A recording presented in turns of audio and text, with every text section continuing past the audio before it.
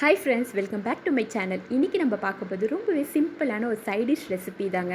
கோவக்காய் ஃப்ரைங்க. இதை நீங்கள் குழந்தைங்களுக்கு, பெரியவங்களுக்கு செஞ்சு கொடுங்க. ஸ்நாக்ஸாக கூட சாப்பிட்லாம், இல்லை தயிர் சாதத்தை கூட தொட்டுட்டு சாப்பிட்லாம். இப்போ இது எப்படி செய்யுதுன்னு பார்க்கலாம். இதுக்கு கோவக்காவை நான் சின்ன சின்ன ஸ்லைசஸாக கட் பண்ணி வச்சுருக்கேன். இது கூட நம்ம அரை டீஸ்பூன் சில்லி பவுடர், 1/4 டீஸ்பூன் மஞ்சள் தூள், அரை டீஸ்பூன் தனியா பவுடர், 1/4 டீஸ்பூன் உப்பு, 1/4 டீஸ்பூன் இஞ்சி பூண்டு பேஸ்ட்டு, கொஞ்சமாக லெமன் பிழிஞ்சிக்கோங்க. அப்புறம் அரை டீஸ்பூன் கார்ன்ஃப்ளவர். இப்போ இதெல்லாமே நல்லா கலந்து விட்டுடுங்க. கோவக்காய் கட் பண்ணுறதுக்கு முன்னாடி நல்லா கழுவிட்டு நல்லா ட்ரை பண்ணிவிட்டு அப்புறமா கட் பண்ணுங்க. தண்ணி இருக்கக்கூடாது. இப்போ இதை நம்ம கலந்தாச்சு. இதை ஃப்ரீசரில் ஒரு 10 நிமிஷம் வச்சுருங்க. இப்போ பாருங்கள், நான் 10 நிமிஷம் கழித்து பார்க்குறேன்.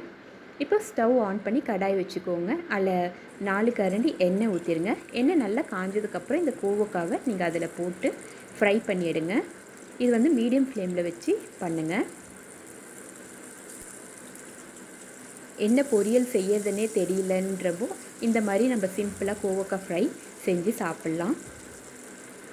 இப்போ இது 2 பக்கமும் நல்லா கலந்து விட்டுட்டு வேக விடுங்க.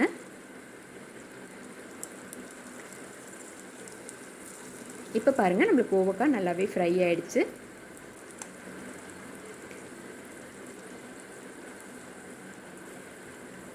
இது ரொம்பவே கிறிஸ்பியாக இருக்கும், ரொம்ப டேஸ்ட்டாகவும் இருக்கும். கண்டிப்பாக ட்ரை பண்ணி பாருங்கள்.